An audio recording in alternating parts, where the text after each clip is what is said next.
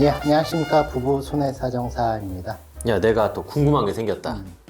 이게 기사를 보다 보면 근로자분들이 건설 현장에서 이제 떨어져서 다치거나 뭐 부딪혔다 이런 거 보잖아. 그럼 이분들이 사고 난 후에 보험금이라던가 보상을 받으려면 꼭 중요하게 확인해야 될 게 있지 않냐?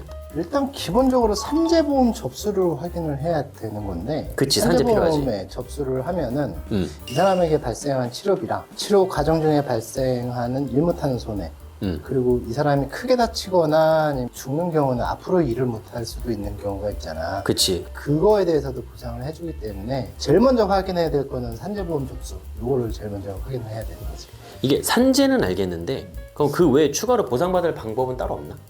이런 추락사고나 부딪히는 사고가 발생하는 경우에는 만약에 거기에 이제 회사에 손해배상 책임이 있다라고 했을 때는 근로자가 회사를 상대로 손해배상 청구를 할 수가 있거든. 근데 대부분의 이런 추락사고나 이제 부딪히는 사고 같은 경우는 회사가 손해배상 책임이 발생하게 되는데, 이때 이제 회사 입장에서는 이제 수천만 원에 한 방에 줘야 되기 때문에 자금이 없을 수도 있잖아. 그치. 그래서 이제 그거를 자동차 보험이랑 비슷하게 근제보험에 가입을 해가지고 근제보험 회사랑 근로자랑 직접적으로 합의를 하는 그런 형식도 있기는 하지. 이게 그럼 지금까지는 회사를 상대로 하는 거였잖아. 그럼 근로자가 가입한 보험을 청구하려면은 또 추가로 확인해야 될 게 있지 않아? 그러니까 이제 건설 현장에서 뭐 어떤 일들이 되게 많이 발생할 수 있잖아. 그치. 어찌됐든 그거에 대한 보험금을 청구를 하려고 하면은 그 보험금을 청구하게 된 원인이 무엇인지 이제 파악을 해야 되는 거거든. 그래서 그 원인에 따라서 상해나 재보험금 청구를 할 수가 있고, 반대로 질병보험금을 청구를 할 수가 있기 때문에 그 원인이 무엇인지 이 부분을 꼭 확인을 해야 되는 거지.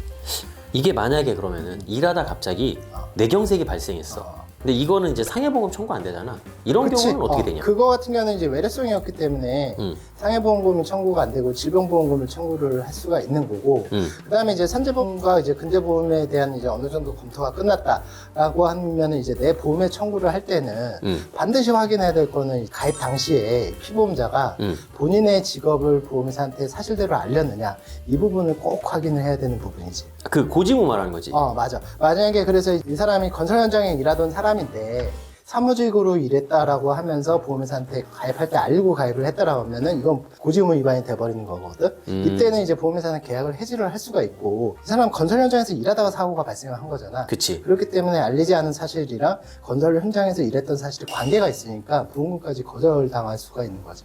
그럼 이게 완전 끝인가 이렇게 되면? 아니야. 또 하나 있는 게, 보험 가입 당시에는 사무직이었는데 가입 후에는 건설 현장으로 일을 바꿀 수도 있는 거잖아. 있지. 이 사람이 항상 사무직으로만 일할 수 있는 건 아니기 때문에 그렇게 이제 건설 현장으로 바뀌었을 때, 즉 가입하고 나서 건설 현장 일로 바뀌었을 때는 보험회사한테 또 알려야 되는 그런 의무가 있는 거지. 직업이 변경되면 이제 무조건 알려줘야 되잖아. 맞아. 그걸 이제 직업변경 통지 의무라고 하는데, 이거 같은 경우는 고지 의무랑 굉장히 비슷하긴 한데 약간은 다른 게 뭐냐면은, 고지 의무는 일단은 보험금이 무조건 거절이 되는 거야. 근데 직업변경 통지 의무 같은 경우에는 거절이 아니라 삭감이 되는 거거든. 이게 뭔 말이냐면은, 만약에 내가 위험한 일을 하고 있었다라고 하면 내가 10,000원의 보험료를 내야 되는데 3,000원만 내게끔 해서 보험에 가입을 한 거야. 그러면 3분의 1 정도 차이가 나잖아. 그치. 그럼 마찬가지로 보험금도 3분의 1만 받게 되는 거지. 다만 고지 의무는 아예 면책이지만 통지 의무는 일부는 받을 수 있다. 이렇게 좀 정리하면 될 것 같아.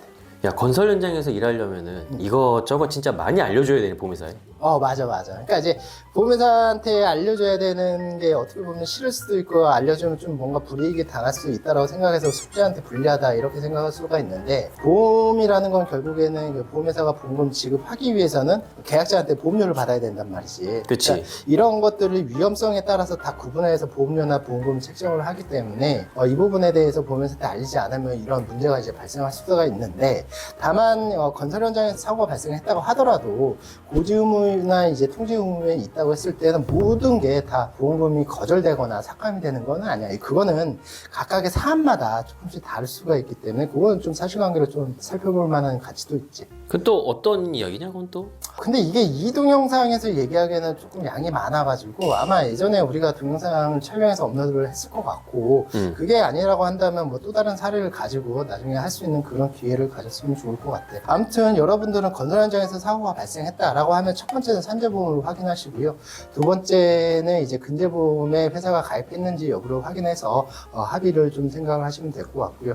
세 번째는 본인의 직업에 대해서 보험사한테 제대로 알렸느냐, 이 부분 굉장히 중요합니다. 그래서 보험사랑 분쟁이 굉장히 많이 있기 때문에 꼭 확인하시기 바랍니다. 도움이 됐다고 한다면 좋아요, 구독, 알림 설정 부탁드리고, 도움이 안 됐다고 하더라도 다음 동영상에서 분명히 도움이 될 테니 좋아요, 구독, 알림 설정 부탁드리도록 하겠습니다. 예, 감사합니다.